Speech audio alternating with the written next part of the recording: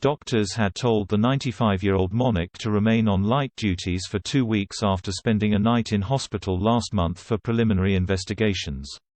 But she was cleared to take a 50-minute helicopter ride from Windsor to her Norfolk estate in Sandringham, where she was recently pictured enjoying a morning drive in the passenger seat of a Range Rover. While she will miss the annual Festival of Remembrance on 13 November, Her Majesty, who is Commander-in-Chief of the Armed Forces, is determined to attend next week's commemorations at the Cenotaph, which we will oversee from a balcony. And last night military chiefs and historians told of the symbolic importance that her appearance, as one of the few survivors of the greatest generation, would have on the nation. Her long reign and experience during the war has an authority and standing that we will not see again, said military historian Brig Allan Mallinson. She was in uniform at the time the country was at war. She didn't shirk it. And that counts for a lot. Almost everyone in uniform will understand this. One's instinct is that she is one of the greatest generation, and she continues to show what that means. She could so easily have withdrawn to Windsor to see out her days after the Duke of Edinburgh died.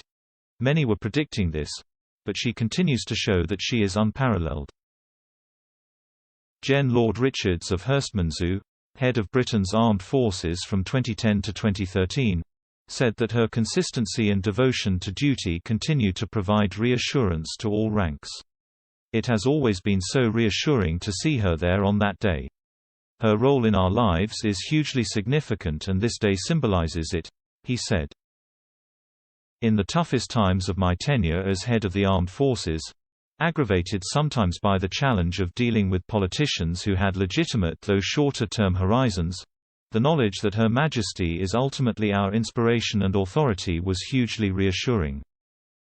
While we take orders from the government, our ethos, history, and inspiration come from Her Majesty. That knowledge is a vital guide in our decision-making.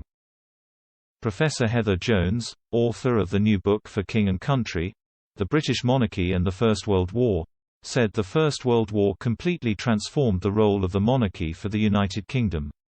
It was the first total war, and the unveiling of the cenotaph and burial of the unknown soldier was very important, she said. The monarchy took on the role of custodian for this.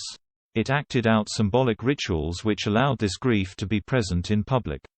It became a symbol of national grief. And it is a role that remains to this day.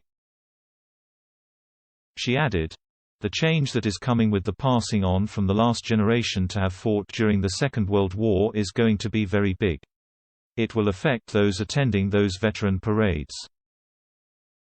The immediate personal link of having someone who lived through the Second World War will go. Remembrance will be about continuity of historical memory rather than personal grief over those one knew personally.